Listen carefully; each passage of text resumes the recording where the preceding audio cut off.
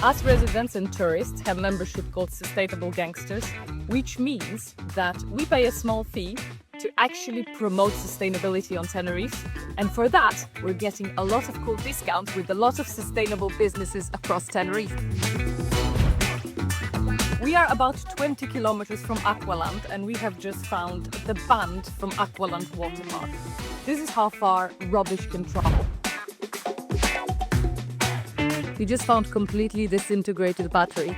As you know, you should dispose of them in special containers, and yet here it is on the beach.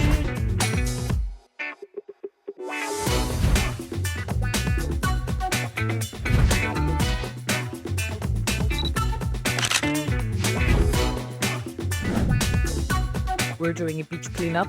We are sustainable gangsters. Watch it.